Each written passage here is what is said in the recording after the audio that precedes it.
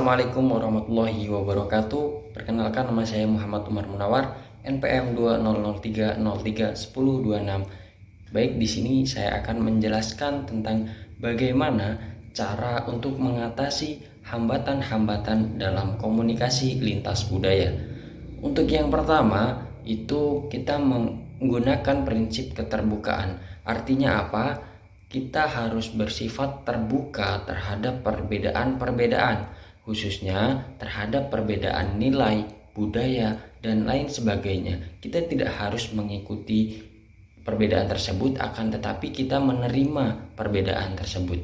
Dan yang kedua, itu kita harus memahami bagaimana karakteristik lawan bicara, bagaimana pola pikir lawan bicara, dan bagaimana gaya bahasa yang digunakan oleh komunikan dan komunikator lainnya. Kemudian yang ketiga adalah sikap mendukung, yang artinya kita tidak boleh mendiskriminasi seseorang ataupun kita tidak boleh menjudge seseorang sebelum kita mengetahuinya. Jadi kita harus mendukung orang itu supaya dia bisa menyampaikan argumennya.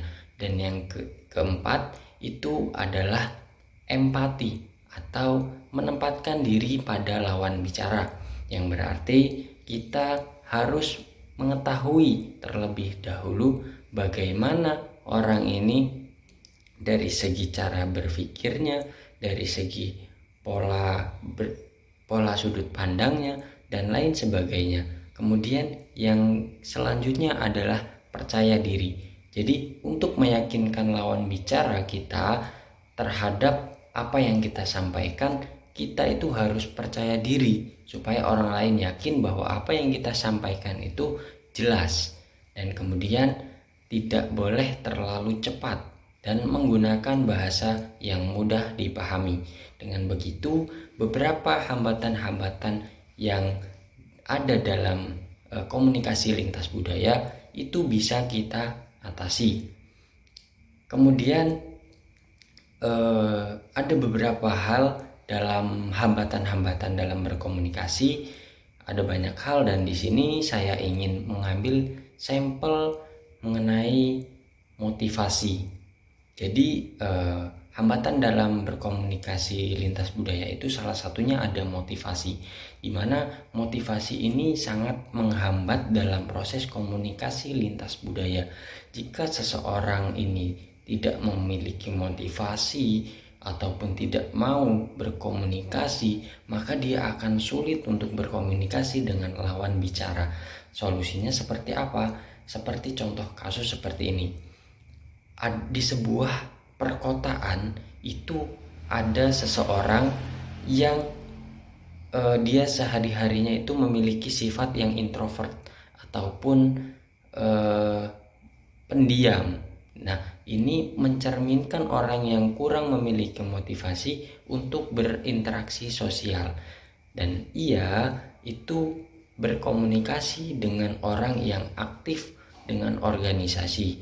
Nah, hal ini, dua orang ini memiliki sifat dan karakteristik yang berbeda, sehingga menimbulkan sebuah hambatan dalam komunikasi lintas budaya. Solusinya seperti apa?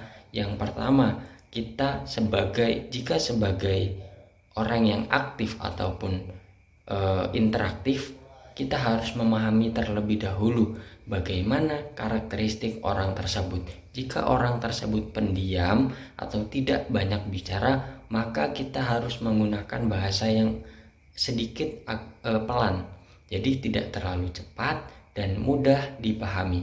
Kemudian yang kedua, kita memberikan ruang ataupun memberikan kesempatan untuk lawan bicara kita itu menyampaikan apa yang telah kita sampaikan, dalam artian ia membalas apa yang kita sampaikan. Jadi agar mereka ini yang kita sampaikan pesannya itu dia sudah paham dan mampu merespon dengan baik. Kemudian yang selanjutnya adalah kita harus tegas dalam menyampaikan, dalam artian tidak terbata-bata dan tidak bertele-tele, langsung to the point. Nah, dan yang terakhir adalah kita harus menggunakan bahasa, sekali lagi bahasa yang tepat untuk orang-orang seperti itu. Karena jika kita menggunakan bahasa yang terlalu tinggi, orang itu tidak akan mengerti, apalagi orang yang kurang memiliki motivasi atau dalam artian ia seorang pendiam dan jarang berinteraksi sosial. Kemudian kita jangan merasa sombong ataupun kita lebih unggul dari dia. Kita harus menyetarakan posisi kita sama dengan orang tersebut agar komunikasi berjalan dengan lancar. Mungkin itu saja yang dapat saya sampaikan. Saya akhiri. Wassalamualaikum warahmatullahi wabarakatuh.